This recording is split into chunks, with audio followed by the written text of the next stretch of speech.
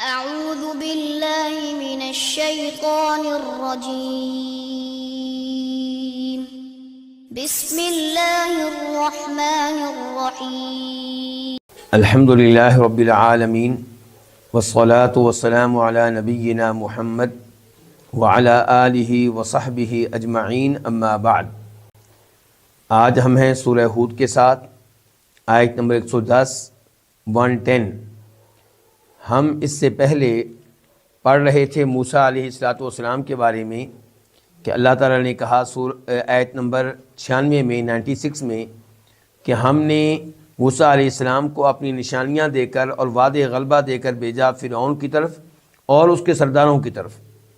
پھر اللہ نے بتایا کہ فرعون کی قوم میں سے جو سردار تھے، بجائے اس کے کہ موسیٰ علیہ السلام پہ ایمان لاتے ان کا کلمہ پڑھتے، وہ فرعون کے حکم کے پیچھے چل پڑے اور فرعون کے فرما بردار بنے۔ فرمایا نتیجہ یہ نکلے گا کہ روز قیامت بھی وہ فرعون کے پیچھے ہوں گے اور فرعون ان کو کہاں لے کر جائے گا؟ جہنم کی آگ میں۔ وہ سربراہی کرے گا ان کی جہنم میں لے جانے کے معاملے میں۔ اور دوسرا عذاب ان پہ کیا آیا کہ لعنتیں دنیا میں بھی برستی رہیں اور روز قیامت بھی ان کے اوپر لعنتیں ہوں گی۔ پھر اللہ رب العزت نے بیان کیا کہ یہ چند واقعات ہیں جو ہم نے آپ کے سامنے رکھے، یعنی کہ نوح علیہ السلام کی قوم کا واقعہ، ہود علیہ السلام کی قوم کا واقعہ، ابراہیم علیہ السلام کی قوم کا واقعہ، صالح علیہ السلام کی قوم کا واقعہ، لوط علیہ السلام کی قوم کا واقعہ، شعیب علیہ السلام کی قوم کا واقعہ، اور پھر موسیٰ علیہ السلام اور ہارون۔ اللہ تعالیٰ نے کہا کہ یہ بستیاں کئی اب بھی موجود ہیں، اگرچہ رہنے والے موجود نہیں، ان کے اوپر تو اللہ کا عذاب آ چکا، اور کئی بستیاں ایسی ہیں جو رہائشیں بھی اب موجود نہیں ہیں۔ اللہ نے اس کے بعد وعدے کیا کہ ہم نے ان کے اوپر ظلم نہیں کیا، خود انہوں نے اپنے اوپر ظلم کیا، اور ان کے وہ معبود جن کو انہوں نے اللہ کا شریک بنا رکھا تھا، جب اللہ کا عذاب آیا ان کے کسی کام نہیں آئے، بلکہ وہ مزید ہلاکت کا سبب اور ذریعہ بنے۔ پھر اللہ نے خبردار کیا کہ تیرے رب کی پکڑ اسی طرح ہوتی ہے جیسے اللہ نے ان تمام اقوام کو پکڑا اور ان کو عذاب میں مبتلا کیا، تو اللہ کی پکڑ سے ڈرنا چاہیے، اور اللہ کی پکڑ سے اور ان واقعات سے وہی عبرت حاصل کرے گا جس کا آخرت کے اوپر ایمان ہوگا، جس کو پتہ ہے میں نے اللہ کے سامنے پیش ہونا ہے۔ پھر اللہ نے تذکرہ کیا کہ اس دن کئی لوگ سعادت مند ہوں گے اور کئی بدبخت ہوں گے۔ آج کے درس میں اللہ تعالیٰ بیان کر رہے ہیں موسیٰ علیہ السلام کا تذکرہ بنی اسرائیل کے تعلق سے۔ پہلے تھا موسیٰ علیہ السلام کا تذکرہ فرعون کے سردار اور قبطیوں کے تعلق سے۔ فرعون کی قوم کا نام کیا ہے؟ قبطی، ان کو قبطی کہا جاتا ہے۔ اور اب موسیٰ علیہ السلام اور بنی اسرائیل جو کہ موسیٰ علیہ السلام کی اپنی قوم ہے، اور تورات بھی نازل ہوئی ہے فرعون کے غرق ہو جانے کے بعد۔ اللہ رب العزت یہاں پہ ارشاد فرماتا ہے آیت 110 میں وَلَقَدْ اور البتہ تحقیق آتینا ہم نے دی موسیٰ علیہ السلام کو الکتابہ کتاب فاختلفا پس اختلاف کیا گیا فیہ اس میں، کس میں؟ اس کتاب میں۔ ولولا کلمۃ اور اگر نہ ہوتی ایسی بات، کلمۃ بات، اور اگر نہ ہوتی ایسی بات سبقت جو پہلے سے طے ہو چکی ہے، من ربی کا تیرے رب کی طرف سے، لا البتہ قضیہ فیصلہ کر دیا جاتا بینہم ان کے درمیان، وَإِنَّ اور بے شک ہم وہ یہ لفی شکن البتہ ایک ایسے شک میں ہیں منہ اس کے بارے میں، اس کے متعلق اس کتاب کے متعلق، مریبن جو بے چینی میں مبتلا کر دینے والا ہے، بے قراری میں ڈال دینے والا ہے۔ مریب صفت ہے کس کی؟ شک کی، جیسا کہ پیچھے سبقت من ربی کا صفت ہے کس کی؟ کلمہ کی۔ تو اللہ رب العزت نے اس آیت میں وعدے کیا کہ ہم نے موسیٰ علیہ السلام کو کتاب دی۔ کتاب کا نام کیا؟ تورات۔ اچھا، اب تورات آئی تو بنی اسرائیل کو چاہیے تھا کہ اس کتاب کو ہاتھوں ہاتھ لیتے، کیونکہ یہ وہ بنی اسرائیل ہیں جو فرعون کے پاس جب مصر میں رہتے تھے تو ان پہ ظلم کرتا تھا، ان کو غلام بنایا ہوا تھا، ان کی عورتوں کو لونڈیاں بنایا ہوا تھا۔ موسیٰ علیہ السلام کے ذریعے اللہ تعالیٰ نے ان کو اس غلامی سے نجات دی، اور ان کے لیے اللہ تعالیٰ نے سمندر میں راستے بنائے، اور ان کے دشمن فرعون کو اللہ نے سمندر میں غرق کیا۔ جو ہی اللہ کی کتاب آئی چاہیے تھا کہ سب فوراً ایمان لاتے اور اس کی تلاوت کرتے، اس کو سمتے، اس پہ عمل پیرا ہوتے، لیکن اللہ تعالیٰ یہاں پہ وعدے کر رہا ہے ایسا نہیں ہوا۔ ہم نے موسیٰ علیہ السلام کو کتاب دی فاختلف فیہ، اس میں کیا کیا گیا؟ اختلاف کیا گیا، یعنی کئی ایمان لائے اور کئی ایمان نہیں لائے، کئی اس پہ عمل کرتے رہے، کئی عمل نہیں کرتے رہے۔ اور اس جملے میں تسلی ہے ہمارے نبی کے لیے بھی کہ آپ اللہ کے سچے نبی ہیں، جو قرآن آپ پہ نازل ہوا اللہ تعالیٰ کی طرف سے ہے۔ لوگ جو ہیں عام طور پہ اس پہ ایمان نہیں لا رہے، اس کی تکذیب کر رہے ہیں، تو آپ اس کی وجہ سے پریشان ہوتے ہیں۔ آپ پریشان نہ ہوں، ایسا پہلے موسیٰ علیہ السلام کے ساتھ بھی ہو چکا ہے۔ تو اختلاف سے مراد کیا ہے کہ کئی ایمان لائے کئی ایمان نہ لائے، اور اختلاف سے مراد یہ بھی ہے کہ ایمان لانے والوں نے بھی تورات کی کئی چیزوں سے اتفاق کیا اور کئی سے کیا کیا؟ اختلاف کیا، کئی ایک میں تحریف کرتے رہے۔ اللہ تعالیٰ فرماتا ہے یحرفون الکلم عن مواضعہ، کہ یہ لوگ اللہ کے کلام کو اس کی حقیقی معنی سے پھیرتے رہے، ہٹاتے رہے، تبدیلیاں کرتے رہے، تحریف کی۔ جیسا مال ملتا ویسا فتویٰ دیا کرتے تھے، اور اس کے لیے قرآن کی آیات کو تبدیل کر لیا کرتے تھے، بسا اوقات اپنی طرف سے آیتیں بنا بھی لیا کرتے تھے۔ فویل للذین یکتبون الکتاب بایدیہم ثم یقولون ھذا من عند اللہ لیشتروا بہ ثمنا قلیلا۔ البتہ چند لوگ ایسے بھی رہے جو تورات پہ ایمان لائے اور اس پہ عمل کرتے رہے، منہم امۃ مقتصدہ وکثیر منہم ساء ما یعملون۔ اللہ نے کہا ان میں کئی لوگ ایسے رہے جو راہ اعتدال پہ تھے، یعنی کہ تورات پہ ایمان لانے والے، اس پہ عمل کرنے والے۔ اللہ تعالیٰ فرماتے ہیں اس آیت کے دوسرے جملے میں کہ اگر یہ بات نہ ہوتی، جو بات تیرے رب کی طرف سے پہلے طے ہو چکی ہے، تو ان کے درمیان فیصلہ کر دیا جاتا، یعنی کہ طے پہلے ہی ہو چکا ہے کہ اللہ تعالیٰ فوراً عذاب نہیں دیتا، اللہ مہلت دیتا ہے، اور اصل حساب تب کب ہوگا؟ قیامت کے دن ہوگا۔ اگر یہ بات نہ ہوتی تو ممکن ہے کہ ان کے مابین دنیا میں ہی فیصلہ کر دیا جاتا، اور اللہ تعالیٰ کا منکرین کے اوپر، مکذبین کے اوپر عذاب آ جاتا۔ ہلکا پھلکا اللہ کا عذاب آتا رہا، جیسا کہ اصحاب سبت کے ساتھ ہوا، جو ہفتے کے دن مچھلی کا شکار کیا کرتے ان پہ اللہ کا عذاب آیا، لیکن عام عذاب وہ نہیں آیا ان کے اوپر، جیسا کہ پچھلی اقوام پہ آیا تھا ایسا نہیں آیا۔ وَإِنَّهُمْ لَفِي شَكٍّ مِّنْهُ مُرِيبٍ، اور یہ لوگ یعنی کہ جنہیں کتاب دی گئی، تورات دی گئی، یہ لوگ تورات کے متعلق شک میں ہیں، ایسا شک جو انہیں بے چینی میں مبتلا کر دینے والا ہے، اضطراب میں مبتلا کر دینے والا ہے۔ اس سے مراد کون لوگ ہیں؟ ایک تو یہ ہے کہ یہاں پہ مراد کتاب سے تورات ہے، اور لوگوں سے مراد بنی اسرائیل ہیں، اور دوسرا قول یہ ہے کہ اس آخری جملے میں مراد ہیں نبی علیہ الصلوۃ والسلام کے زمانے کے لوگ، آپ کی امت، اور کتاب سے مراد قرآن کریم ہے، لیکن سیاق و سباق سے پہلے قول کی ہی تائید ہوتی ہے۔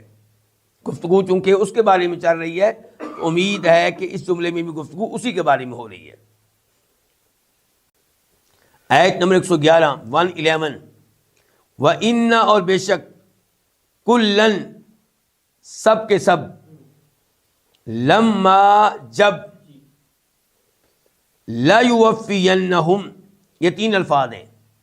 لام کا معنی البتہ، یقیناً، یوفیہ، پورا پورا دے گا، نون آگے جو آخر میں شد والا نون ہے اس کا معنی لازمی طور پہ، البتہ پورا پورا، اللہ البتہ لازمی طور پہ پورا پورا دے گا، ہم ان کو، ربو کا تیرا رب، اعمالہم ان کے اعمال، اعمال عمل کی جمع، انہو کیونکہ وہ، کون؟ اللہ تعالیٰ، کیونکہ وہ، بما یعملون ان اعمال سے جو وہ کر رہے ہیں، خبیر انتہائی باخبر ہے۔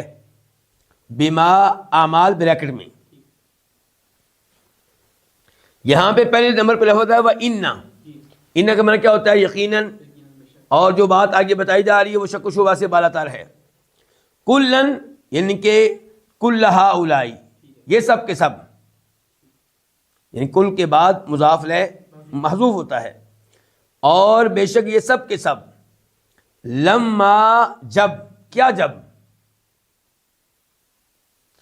تو لما جو ہے یہ حرف شرط ہے، تو اس کو یہاں پہ شرط کی ضرورت ہے اور جواب شرط کی ضرورت ہے، تو اس لیے معلوم ہو رہا ہے قواعد کے لحاظ سے کہ لما اور لیوفینہم کے بیچ میں کوئی لفظ جو ہے وہ محذوف ہے، اور اس کو مقدر مانا جائے گا اور بتایا جائے گا کہ یہ والا لفظ یہاں پہ محذوف ہے، کون سا؟ یہ اسی ایت کے اوپر غور کرنے سے معلوم ہو رہا ہے۔ لما کا معنی کیا ہے؟ جب، وقت ان کے، تو آپ کہہ سکتے ہیں وَإِنَّ كُلًّا لَمَّا يَأْتِ أَجَلُهُمْ، جب کیا آئے گا؟ ان کا وقت آئے گا، لما جاء أَجَلُهُمْ، لما أَتَى أَجَلُهُمْ، یعنی کہ جب ان کا وقت آئے گا، جب ان کا وقت آئے گا۔ یا آپ یہ بھی کہہ سکتے ہیں کہ لما بعثوا، جب ان کو دوبارہ قبروں سے اٹھایا جائے گا، دوبارہ زندہ کر کے اٹھایا جائے گا، تو لما بعثوا یا لما جاء اجلهم، اور بے شک یہ سب کے سب لما جب جاء اجلهم ان کا وقت آئے گا، یا یہ جب دوبارہ اٹھائے جائیں گے تب کیا ہوگا؟ لا یوفینہم ربک اعمالہم، تب تیرا رب ان کو ان کے اعمال پورے پورے دے گا، یعنی کہ ان کی جزا، بدلہ۔ اگر اچھے اعمال ہوں گے اچھا بدلہ ملے گا، برے اعمال ہوں گے برا بدلہ ملے گا۔ کیونکہ تیرا رب جو ہے ان کے اعمال سے اچھی طرح باخبر ہے، اللہ سے ان کے اعمال میں سے کوئی بھی چیز مخفی اور پوشیدہ نہیں ہے۔ آیت نمبر 112 112 فاستقم کما امرت ومن تاب معك ولا تطغوا انه بما تعملون بصیر۔ آیت نمبر 112 112 فاستقم، تو اچھی طرح قائم رہ۔ سین کا معنی ہم نے یہاں پہ کیا کیا؟ مبالغے کا، توکید کا۔ کما امرتا، جیسا کہ تجھے حکم دیا گیا ہے۔ ومن تاب، اور ان کو جنہوں نے توبہ کی، معاک تیرے ساتھ۔ ولا تطغوا، اور تم حد سے آگے نہ بڑھو۔ انہو، بے شک وہ، یعنی کہ اللہ تعالیٰ، بما تعملون، ان اعمال سے جو تم کر رہے ہو، بصیر، ان اعمال کو جو تم کر رہے ہو اچھی طرح دیکھنے والا ہے۔ اعمال کیا ہوگا؟ بریکٹ میں ہوگا۔ تو ہم نے پہلی بار سین کا معنی کیا کیا؟ تاکید کا، تو اچھی طرح قائم رہے۔ اور یہ معنی بھی آپ کر سکتے ہیں، سین کا معنی طلب کا، جو عام طور پہ ہوتا ہے، طلب، چاہنا، سوال کرنا، درخواست کرنا، مانگنا۔ تو پھر معنی کیا ہوگا؟ فاستقم، تو استقامت کا سوال کر، اچھی طرح تو قائم رہنے کا سوال کر، یعنی کہ اللہ سے دعا کر کہ یا اللہ مجھے قائم رکھ، جیسا کہ ہم دعا کرتے ہیں سورہ فاتحہ میں اہدنا الصراط المستقیم، اے اللہ ہمیں صراط مستقیم پہ چلا، صراط مستقیم پہ لگا۔ تو یہ گویا کہ حکم دیا جا رہا ہے کہ آپ یہ اللہ سے دعا کیا کریں، اللہ سے درخواست کیا کریں۔ تو دو معنی ہو سکتی ہیں۔ اچھا، فاستقم کما امرتا، آپ ثابت قدم رہیں اچھی طرح، کما امرتا، جیسا کہ آپ کو حکم دیا گیا ہے۔ عقیدے کے معاملے میں بھی آپ سیدھے راستے پہ رہیں، استقامت پہ رہیں، اور اعمال میں بھی غلط عقیدے کی طرف آپ نے نہیں جانا۔ ہر معاملے میں آپ نے اسی عقیدے پہ رہنا ہے جو قرآن و حدیث میں آیا ہے۔ ومن تاب معک، اور جنہوں نے آپ کے ساتھ توبہ کی ہے، کس چیز سے؟ شرک سے، کفر سے، وہ بھی آپ کی طرح، وہ بھی درست راستے کے اوپر قائم رہیں۔ ولا تطغوا، اور تم اس معاملے میں حد سے آگے نہ بڑھو، حد سے آگے بڑھنے کی اجازت نہیں ہے۔ قرآن و حدیث پہ چلیں، اور قرآن و حدیث پہ عمل کرتے ہوئے حد سے آگے بڑھنا، اس کی بھی اجازت نہیں ہے۔ یہ آپ یوں سمجھ سکتے ہیں کہ وہ حدیث اپنے ذہن میں لے آئیں جس میں انس بن مالک کہتے ہیں رضی اللہ تعالی عنہ کہ نبی علیہ الصلوۃ والسلام کے 3 صحابہ کرام آئے یہ جاننے کے لیے کہ آپ کس قدر عبادت کرتے ہیں گھر میں، یعنی کہ باہر کتنی کرتے ہیں وہ تو ہم جانتے ہیں، گھر کے اندر کتنی کرتے ہیں وہ ہمیں معلوم نہیں ہے۔ تو وہ آپ علیہ الصلوۃ والسلام کے حجروں کے باہر آئے اور سیدہ عائشہ کو آواز دے کر ان سے سوال کیا کہ آپ کے گھر کی عبادت کی صورتحال کیا ہے؟ انہوں نے بتائی۔ اب یہ تینوں کہنے لگے کہ اللہ کے نبی تو بخشے بخشائی ہیں صلی اللہ علیہ وسلم، آپ اتنی عبادت کرتے ہیں تو ہمیں تو آپ سے بڑھ کر عبادت کرنی چاہیے، آپ سے بڑھ کر، یہ ہاتھ سے آگے نکلنا۔ چنانچہ ایک آدمی نے اعلان کیا کہ میں مغرب سے لے کر فجر تک ہمیشہ جاگتا رہوں گا، پوری رات عبادت کروں گا، سویا نہیں کروں گا۔ دوسرے آدمی نے اعلان کیا کہ میں روزانہ بغیر کسی ناغے کے روزہ رکھا کروں گا پورا سال۔ تیسرے نے کہا کہ میں شادی نہیں کروں گا، کیونکہ شادی کرنے کی وجہ سے مسائل کھڑے ہوتے ہیں، دنیا انسان کماتا ہے، دنیا کی طرف رغبت رکھتا ہے، بیوی کی ذمہ داریاں اس کے اوپر آ جاتی ہیں، پھر اولاد ہوتی ہے ان کی ذمہ داریاں، تو اس لیے میں شادی نہیں کروں گا تاکہ پوری زندگی اللہ کی عبادت میں گزرے۔ آپ علیہ الصلوۃ والسلام کو یہ بات بتائی گئی، جب آپ گھر تشریف لائے تو آپ نے لوگوں کو جمع کیا اور خطبہ ارشاد فرمایا۔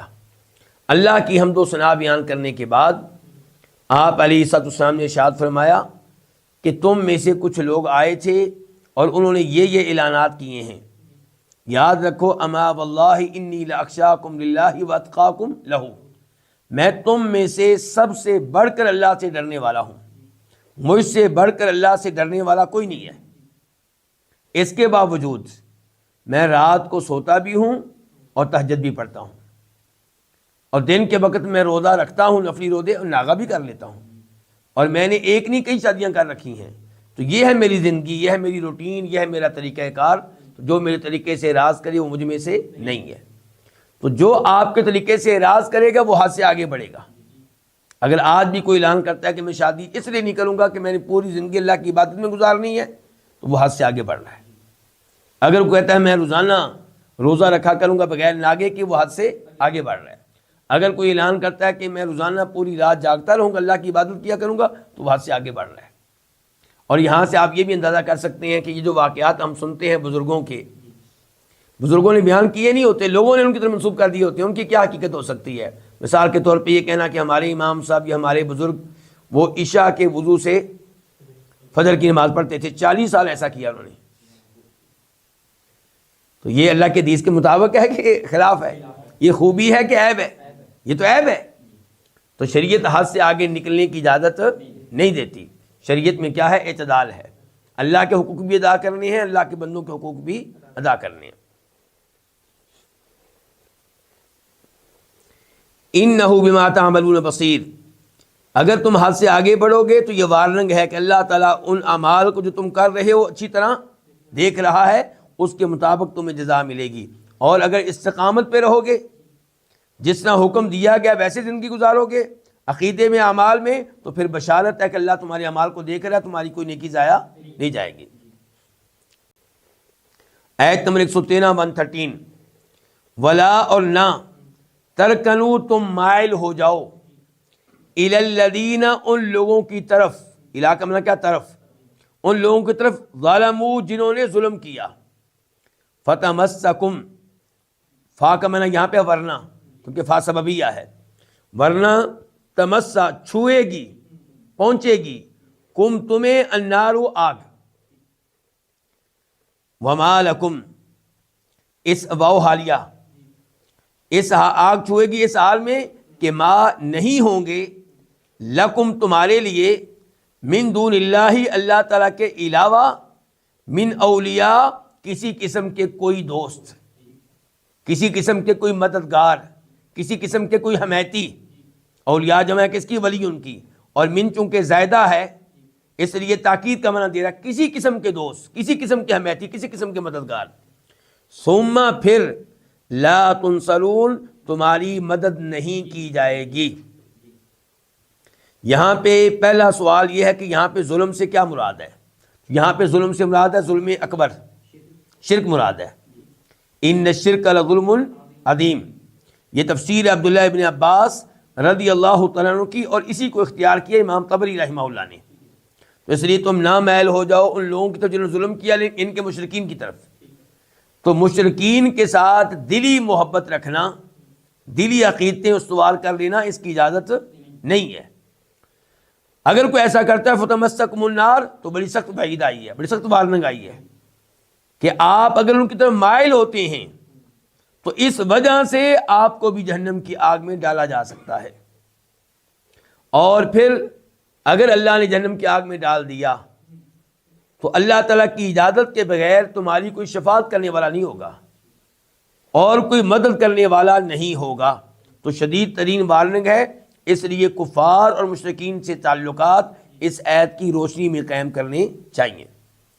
وہ کفار جو مسلمانوں سے اعلانیہ جنگ کرتے ہیں، جن کے ساتھ ہمارا کوئی معاہدہ نہیں ہے، ان سے تو کسی قسم کی دوستی کا سوال ہی نہیں پیدا ہوتا، اور وہ کفار جن کے ساتھ ہمارے معاہدے ہیں، ہمارے ملک میں ویزا لے کر آئے ہیں، یا وہ اس ایسے ملک کے رہائشی ہیں جس ملک کے ساتھ ہمارا معاہدہ ہے، تو ان کا احترام کرنا ہوگا۔ اور احترام سے مراد یہی ہے کہ آپ ان کے ساتھ اخلاق سے پیش آئیں۔ اگر کبھی وہ آپ سے مدد مانگے تو آپ ان کی مدد کر دیں، لیکن دلی محبت ان کی بھی نہیں ہوگی۔ اخلاق سے پیش آنا اور چیز ہے، اور ان کے دین کے معاملے میں تعامل کرنے کی اجازت بالکل بھی نہیں ہوگی۔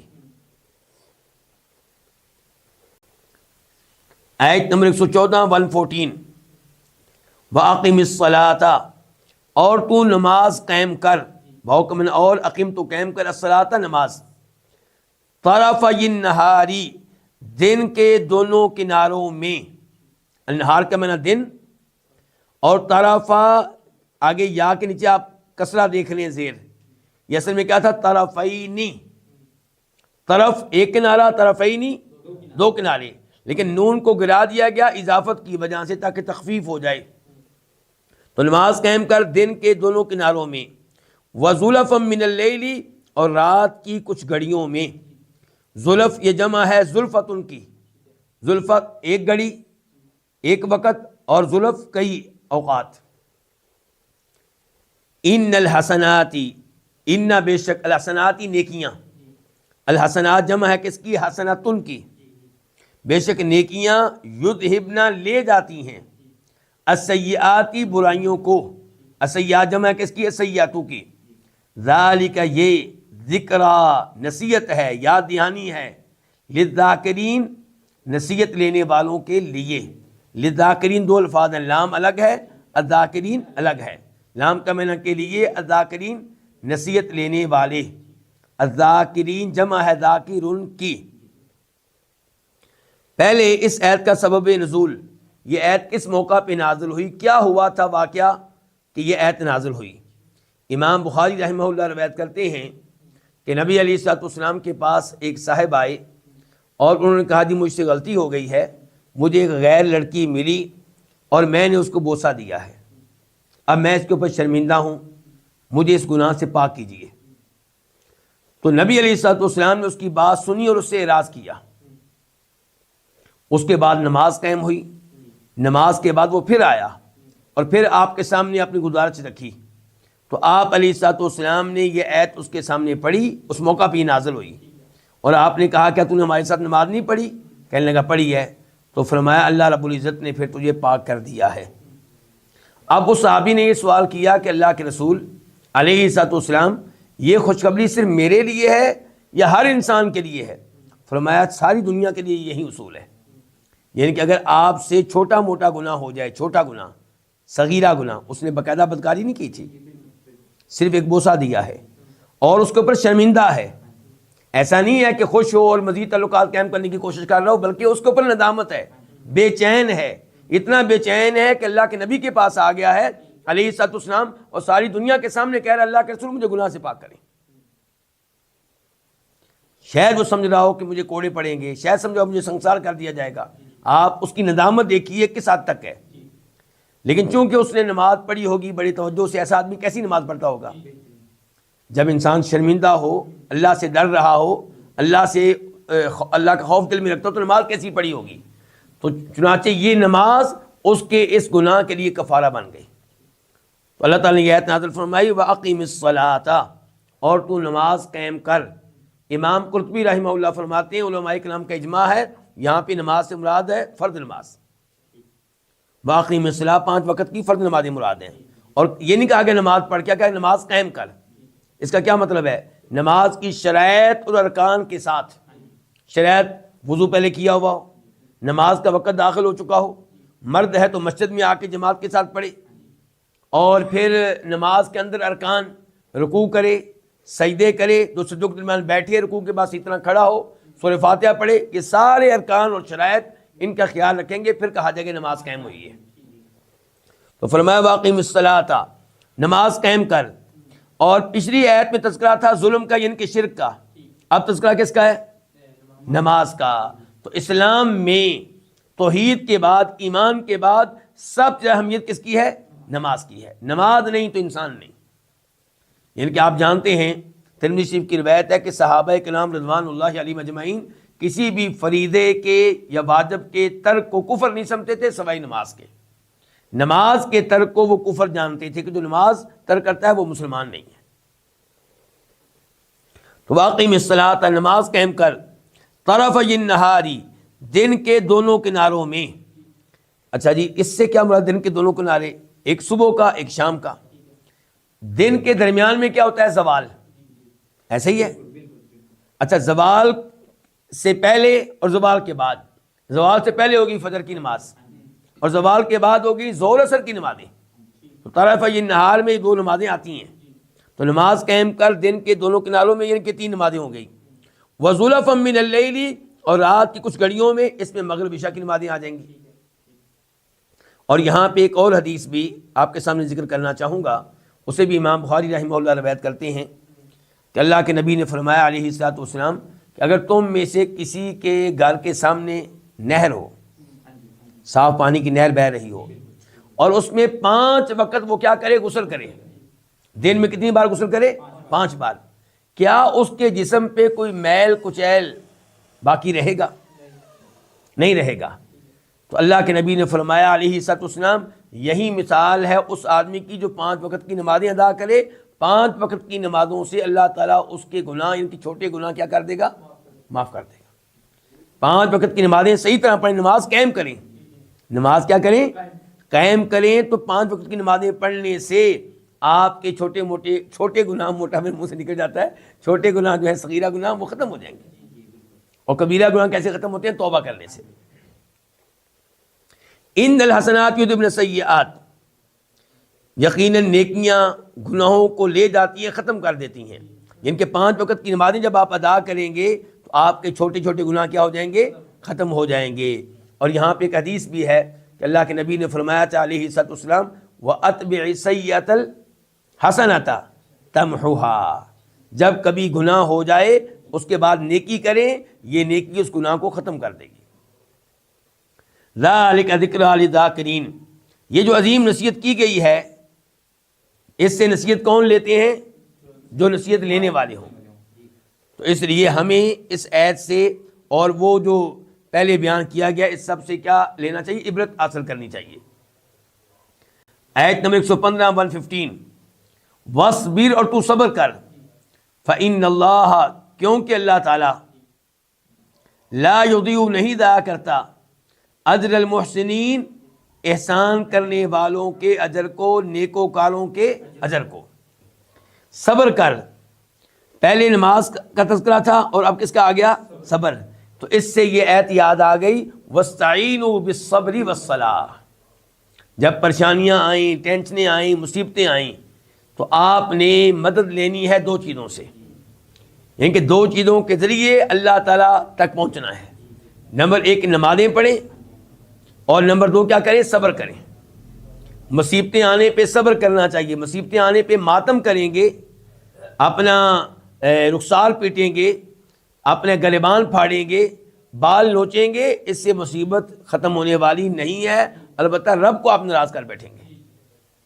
اس لیے جب کبھی کوئی مصیبت آئے انا للہ و انا الیہ راجعون پڑھیں اور صبر کا مظاہرہ کریں۔ نبی علیہ الصلوۃ والسلام گزر رہے تھے تو ایک خاتون ایک قبر کے پاس بیٹھی رو رہی تھی۔ آپ نے کہا کہ صبر کرو، تو وہ پہچان نہیں سکی کہ اللہ کے رسول ہیں علیہ الصلوۃ والسلام، تو کہنے لگی تیرے اوپر ایسی مصیبت آئی ہوتی جیسی میرے اوپر آئی تو یہ پتہ چلتا۔ تو اللہ کے نبی چلے گئے، آپ نے کچھ نہیں کہا اس کو، لوگوں نے اس کو بعد میں بتایا یہ تو اللہ کے رسول تھے۔ تو پھر وہ شرمندہ ہوئی اور آپ کے گھر حاضری دی اور معذرت کی اور کہا کہ میں صبر کروں گی۔ تو آپ نے کہا تھا اصل صبر وہ ہوتا ہے جو اس موقع پہ کیا جائے جب چوٹ لگتی ہے، جب پہلی خبر ملتی ہے۔ تو اس لیے مصیبت بھی صبر کرنا چاہیے، اور صبر میں 3 چیزیں داخل ہوتی ہیں۔ ایک ہے مصیبتیں آنے پہ صبر کرنا، دوسرے نمبر پہ نیکی پہ صبر کرنا۔ 5 وقت کی نمازیں پڑھنا صرف رمضان میں نہیں، غیر رمضان میں بھی، اور 5 پڑھنا، یعنی کہ ایک پڑھ لی 2 چھوڑ دی، ایسا نہیں. اور روزے 30 کے 30 رکھنا، نیکی پہ استقامت، ہر سال زکوٰۃ ادا کرنا، اور ایسے ہی گناہوں سے بچنے میں صبر. گناہ تو بار بار بلاتا ہے، گناہ میں ایک کشش ہوتی ہے.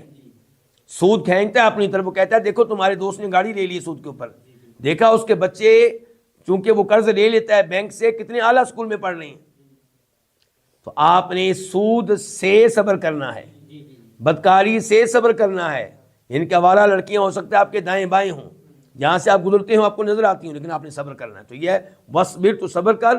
فَإِنَّ اللَّهَ لَا يُضِيعُ أَجْرَ الْمُحْسِنِينَ، اللہ تعالیٰ صبر کرنے والوں کے اجر کو ضائع نہیں کرے گا. المحسنین، احسان، صبر بھی احسان میں داخل ہے. تو جب آپ صبر کریں گے اور نیک اعمال پہ استقامت کا مظاہرہ کریں گے، گناہوں سے بچنے میں استقامت کا مظاہرہ کریں گے، تو خوشخبری یہ ہے کہ اللہ تعالیٰ آپ کے اجر کو ضائع کرنے والا نہیں ہے. آیت نمبر 116 116، فلولا، فاکہ من پس، لولا کیوں نہیں، کانا ہوئے، من القرون، ان امتوں میں سے، القرون قرن ان کی جمع، امتیں، ان امتوں میں سے، من قبلکم جو تم سے پہلے تھیں. کون کیوں نہیں ہوئے، کون؟ اولو بقیہ. اولو بقیہ جو ہے یہ ہے کانا کا فاعل. کیوں نہیں ہوئے اولو بقیتن، بچی کھچی خیر والے لوگ، بچی کھچی خیر والے لوگ، بچی کھچی توحید والے لوگ، بچی کھچی خیر والے لوگ. ینہون، جو روکتے، منع کرتے، عن الفسادی، فساد کرنے سے، فی الارض، زمین میں، الا قلیلا، سوائے چند ایک کے، ممن، ان میں سے جو، اصل میں کیا تھا، من اور من، ان میں سے جو، انجینا، ہم نے نجات دی، جن کو، منہم، ان میں سے، منہم، ان میں سے، واتبع، اور پیروی کی، الذین ظلموا، ان لوگوں نے جنہوں نے ظلم کیا. کس چیز کی پیروی کی، کس چیز کے پیچھے لگے، ما، اس چیز کے، اترفوا فیہ، جس میں ان کو آسودگی دی گئی، جس میں ان کو خوشحالی دی گئی. وکانوا، اور وہ تھے، مجرمین، مجرم. اللہ رب العزت نے یہاں پہ یہ سوال کیا ہے کہ گزشتہ اقوام میں ایسے لوگ کیوں نہیں تھے جو زمین میں فساد سے روکتے ہوں. فساد سب سے بڑا کیا ہوتا ہے، شرک اور کفر، اور پھر دیگر گناہ، قتل سے روکنا، سود سے روکنا، یتیموں کا مال کھانے سے روکنا. تو گزشتہ اقوام میں ایسے لوگ کیوں نہ ہوئے جو زمین میں فساد کرنے سے منع کرنے والے ہوں. ایسے لوگ نہیں ہوئے، ہاں بہت کم ہوئے، الا قلیلا، جو ہوئے وہ بہت کم تھے. اور جو بہت کم ہوئے ان کو ہم نے نجات دی، عذاب آیا تو ان کو ہم نے بچایا، ان کے اوپر عذاب نہیں آیا. لیکن اتنے کثیر تعداد میں کیوں نہ ہوئے کہ عذاب آتا ہی نہ، اتنے زیادہ ہوتے کہ عذاب آتا ہی نہ. واتبع الذین ظلموا ما اترفوا فیہ، اور ان لوگوں نے جنہوں نے ظلم کیا یہ پیچھے لگ گئے اس مال کے جس میں ان کو آسودگی دی گئی تھی، مال کے، دنیا کے، یعنی کہ دنیا کے پیچھے لگ گئے، اور اتنا پیچھے لگ گئے کہ دین سے اندھے ہو گئے، اللہ تعالیٰ سے غافل ہو گئے. تو انہوں نے پیروی کی ان ظالموں نے اس مال کی جس میں ان کو آسودگی دی گئی، جس میں ان کو خوشحالی دی گئی. وکانوا مجرمین، اور یہ مجرم قسم کے لوگ تھے، اسی لیے ان کے اوپر اللہ کا عذاب آیا. آیت نمبر 117 117، وما کان ربک، اور نہیں ہے تیرا رب، وما، نہیں کانا ہے، ربک، تیرا رب، لیہلک، کہ وہ ہلاک کرے، القریٰ، بستیوں کو، بستی والوں کو. القریٰ جمع ہے کس کی، قریت، ان کی، بظلم، کسی ظلم کے ساتھ، واہلھا، وہ حالیہ، جبکہ اہلھا، ان بستیوں میں رہنے والے، ہاں سے مراد کیا، بستیاں، اہل، رہنے والے، جبکہ ان بستیوں میں رہنے والے، مصلحون، اصلاح کرنے والے ہوں. اللہ رب العزت نے اس آیت میں وعدے کیا کہ جن جن اقوام پہ عذاب آیا ان پہ عذاب اس وجہ سے آیا کہ وہ مجرم تھے، اس وجہ سے آیا کہ کفر و شرک کرنے والے تھے. ایسا نہیں ہے کہ اللہ نے ان میں سے کسی کے اوپر ظلم کیا. بے ظلم کا تعلق کیا کس سے ہوگا، اللہ تعالیٰ سے. یعنی کہ اللہ تعالیٰ نے ان بستیوں میں سے جو ہلاک ہوئی کسی پہ بھی ظلم نہیں کیا. ایسا نہیں ہوا کہ عذاب آیا ہو اور وہ اصلاح کرنے والے ہوں، ایمان کے اوپر ہوں، لوگوں کو کفر و شرک سے روکنے والے ہوں، توحید کی دعوت دینے والے ہوں، نماز روزے کی دعوت دینے والے ہوں، اور پھر اللہ کا عذاب آ گیا ہو. ایسا نہیں ہوا. جب بھی اللہ کا عذاب آیا تب آیا ہے جب مجرموں کی کثرت ہو گئی اور اللہ کے نبیوں نے علیہم السلام اپنے حال کھڑے کر دیے. کیا مطلب؟ کہ اے اللہ ہم نے بہت سمجھایا لیکن یہ بعد آنے والے نہیں ہیں. تب اللہ تعالیٰ کا عذاب آیا. آیت نمبر 118 118 وَلَوْ، اور اگر شاء چاہتا ربو کا تیرا رب، لا جعلا، البتہ وہ کر دیتا، وہ بنا دیتا، البتہ وہ کر دیتا، الناس، لوگوں کو، امتاً واحدہ، ایک ہی امت، ولا یزالون، اور یہ ہمیشہ رہیں گے. واؤ کا معنی اور لا یزالون کا کٹھا معنی ہوتا ہے ہمیشہ، اور یہ کس کا معنی ہے؟ وہ فاعل ہے اس کا. اور یہ ہمیشہ رہیں گے مختلفین، اختلاف کرنے والے، الا، سوائے ان کے، الا من، سوائے ان کے، من رحب ربک، جن پہ تیرا رب رحمت کرے، جن پہ تیرا رب رحم کرے.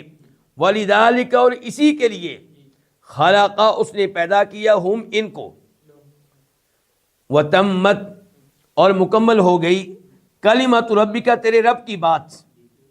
کیا بات کی آگے آ رہی ہے؟ لَأَمْلَأَنَّ، لام کا معنی کیا؟ البتہ، یقیناً، عملہ میں بھر دوں گا، آگے نون تاکید کے لیے لازمی طور پہ، البتہ میں لازمی طور پہ بھر دوں گا، جہنم، جہنم کو، من الجنتی، جنوں سے، والناس اجمعین، اور لوگوں سے اجمعین، سب سے. اب ان دو آیتوں کی تفسیر کیا ہے؟ ایک تو اللہ تعالیٰ نے یہ بتایا آیت نمبر 118 میں، اور اس میں اللہ کے نبی کے لیے بھی تسلی ہے. اللہ کے نبی بہت پریشان ہوتے تھے کہ میں بہت تبلیغ کرتا ہوں، بہت سمجھاتا ہوں، اور اللہ کا قرآن بھی واضح ہے، لیکن یہ لوگ پھر بھی ایمان نہیں لاتے، جہنم سے بچنے کی کوشش نہیں کرتے، جنت میں جانے کا ان میں شوق ہی نہیں ہے. تو آپ ٹینشن لیا کرتے تھے. تو اللہ تعالیٰ نے اپنے نبی کو تسلی دی ہے علیہ الصلوۃ والسلام کہ اگر اللہ تعالیٰ چاہتا تو سارے لوگ ایک گروہ ہوتے فرشتوں کی طرح. فرشتوں میں کتنے گروہ ہیں جی؟ ایسا ہے کہ چند مسلمان ہوں چند کافر ہوں؟ سب کے سب مسلمان ہیں. دیگر اقوام بھی دیگر نسلیں بھی ایسی ہیں، دیگر مخلوقات بھی ایسی ہیں. تو وہ سب کے سب کیا ہیں؟ ایک اللہ تعالیٰ کو ماننے والے، ایک اللہ کی عبادت کرنے والے. اگر اللہ تعالیٰ چاہتا تو لوگوں کو بھی فرشتوں کی طرح ایک ہی امت بناتا، سارے مسلمان ہوتے. لیکن اللہ تعالیٰ کی حکمت یہ تھی کہ اللہ اپنے بندوں کو آزمائے، ان کا امتحان لے. اللہ نے اسی لیے بندوں کو اختیار دیا ایمان قبول کرنے کا یا کفر کرنے کا، خیر پہ چلنے کا یا شر پہ چلنے کا. لیکن اللہ تعالیٰ نے لوگوں کی رہنمائی کے لیے نبی بھیجے، رسول بھیجے، کتابیں نازل کی. تو اللہ تعالیٰ یہاں پہ فرما رہے کہ اگر تیرا رب چاہتا تو لوگوں کو ایک ہی امت بنا دیتا، سب ایک دین کے اوپر ہوتے.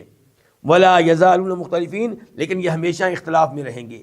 چند لوگ مسلمان ہوں گے، چند کیا ہوں گے؟ کافر ہوں گے.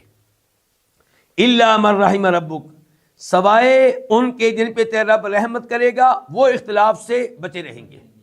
کیا مطلب؟ وہ توحید پہ رہیں گے، وہ توحید پہ رہیں گے.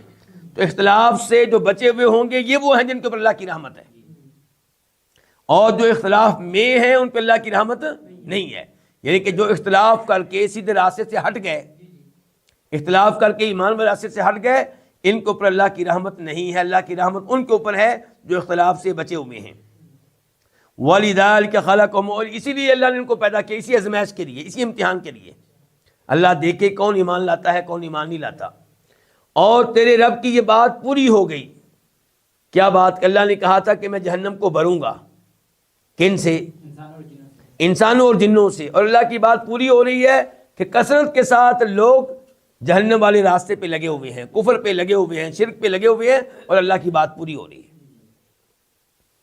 یہاں پہ وہ حدیث بھی ہم ذکر کریں گے تو بہت مناسب رہے گا، جس میں جناب معاویہ کہتے ہیں کہ فرمایا تھا اللہ کے نبی علیہ السلام نے میری امت 73 فرقوں میں بڑھ جائے گی، 73، سب کے سب جہنم میں جائیں گے سوائے ایک کے، وہ جنت میں جائے گا.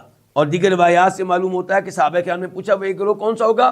فرمایا جو میرے اور میرے اصحاب کے طریقہ کار کے اوپر ہوگا۔ تو اس لیے ہمیں چاہیے کہ ہم اللہ کے نبی علیہ الصلوۃ والسلام و صحابہ کرام کے طریقے پہ چلیں تاکہ ہم جہنم کی آگ کا ایندھن بننے سے بچ جائیں۔ آیت نمبر 120 120 وَكُلًّا اور سب کے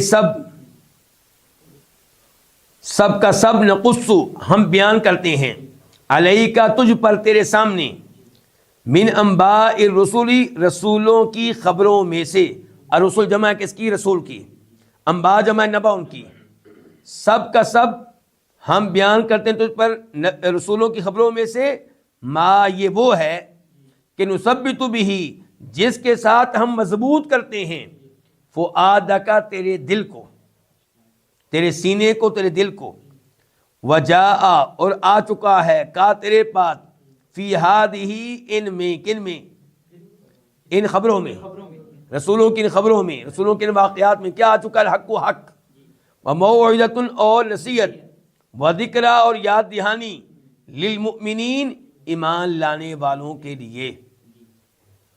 اللہ رب العزت نے یہاں پہ وعدے کیا کہ ہم نے گزشتہ نبیوں کی باتیں آپ کو کیوں بتائی ہیں؟ نوح علیہ السلام کی قوم کے ساتھ کیا ہوا ہم نے آپ کو کیوں بتایا؟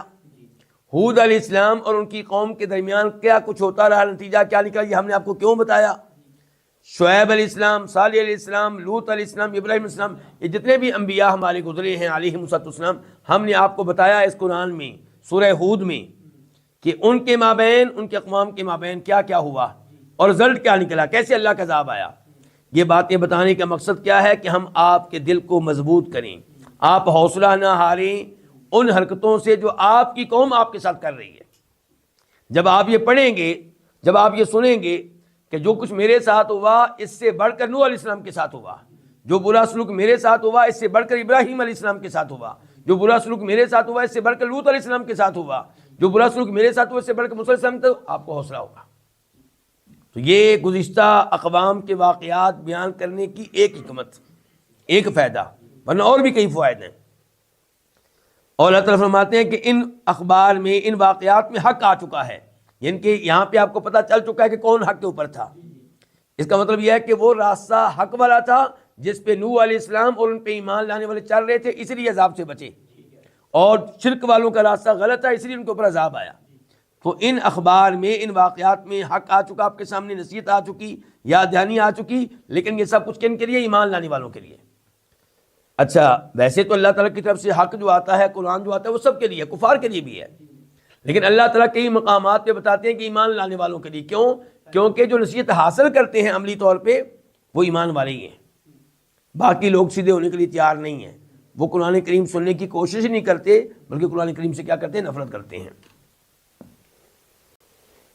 آیت نمبر 121 121 وقل اور تو کہے للذین ان لوگوں سے لا یؤمنون جو ایمان نہیں لاتے، کیا کہے؟ اعملوا تم عمل کرو، علی مکانتکم اپنی جگہ پہ، انا بے شک ہم عاملون عمل کرنے والے ہیں۔ آیت نمبر 122 122 وانتظروا اور تم انتظار کرو، انا بے شک ہم منتظرون انتظار کرنے والے ہیں۔ اللہ تعالیٰ نے فرمایا کہ آپ نے ان کفار کو بہت سمجھا لیا، آپ نے بڑی تبلیغ کر لی، آپ نے تبلیغ کا حق ادا کر دیا، اب آپ ان سے کہیں کہ ٹھیک ہے تم اپنی جگہ پہ عمل کرتے رہو، جس دین پہ لگے رہو۔ یہ الفاظ اس لیے نہیں ہے کہ تمہارا عمل ٹھیک ہے، بلکہ یہ وارننگ ہے، وعید ہے کہ ٹھیک ہے لگے رہو اس کے اوپر، اور پھر کیا کرو؟ اللہ کے عذاب کا انتظار کرو، دیکھتے ہیں کہ اچھا انجام کس کا ہوگا، دیکھتے ہیں عذاب کس کے اوپر آتا ہے۔ ہم بھی عمل کر رہے ہیں، ہم اپنی توحید پہ لگے رہیں گے، ہم شرک سے منع کرنے پہ لگے رہیں گے، اور ہم بھی انتظار کر رہے ہیں، تم بھی انتظار کرو، رزلٹ کیا نکلتا ہے؟ حقیقت کھل کر سامنے آ جائے گی۔ آیت نمبر 123 123 وَلِلَّهِ اور اللہ ہی کے لیے ہے، اور اللہ ہی کا ہے۔ للہ دو الفاظ ہیں، لام اور اللہ، اللہ ہی کا ہے غیب السماوات والارض، آسمان و زمین کا غیب، وَإِلَيْهِ اور اسی کی طرف یرجعو لٹائے جاتے ہیں الامر کلہ سارے کے سارے امور. فَاعْبُدْهُ پس اس لیے اعبد تو عبادت کر ہو اس کی، وتوکل اور توکل کر بھروسہ کر علیہ اس پہ، وما ربک اور نہیں ہے تیرا رب، ماں کا معنی کیا نہیں، بغافل کی با کون سی ہے زائدہ تاکید کے لیے، تاکید کس کے معنی کی، ماں کی، تیرا رب بالکل نہیں ہے، تیرا رب ہرگز نہیں ہے، غافل غافل بے خبر، اما تعملون ان اعمال سے جو تم کر رہے ہو. اللہ رب العزت نے سورہ ہود کی اس آخری آیت میں وعدے کیا کہ آسمان و زمین کی غیبی خبریں یہ جاننے والا صرف ایک اللہ ہے. باقی لوگوں کے پاس اتنا علم ہوتا ہے جتنا اللہ دے دے، اس سے زیادہ نہیں ہوتا. آسمان و زمین کا ٹوٹل علم صرف ایک اللہ کے پاس ہے، اور اسی کی طرف سارے امور لٹائے جائیں گے.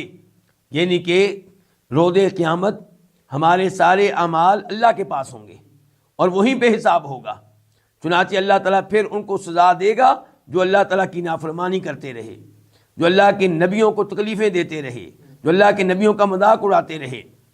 چونکہ آسمان و زمین کا غیب اللہ ہی کے پاس ہے، سارے امور اللہ کی طرف لوٹنے والے ہیں، تو آپ کیا کریں، آپ اسی اللہ کی عبادت کرتے رہیں، آپ کسی اور کی عبادت نہ کریں، اور اسی اللہ پہ توکل کریں، اعتماد کریں، بھروسہ کریں، وہ آپ کے لیے کافی ہے.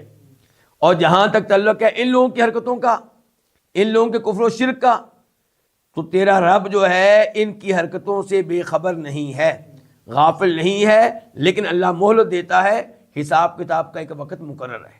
آج کے درس کا یہیں پہ اختتام کرتے ہیں. وآخر دعوانا الحمدللہ رب العالمین.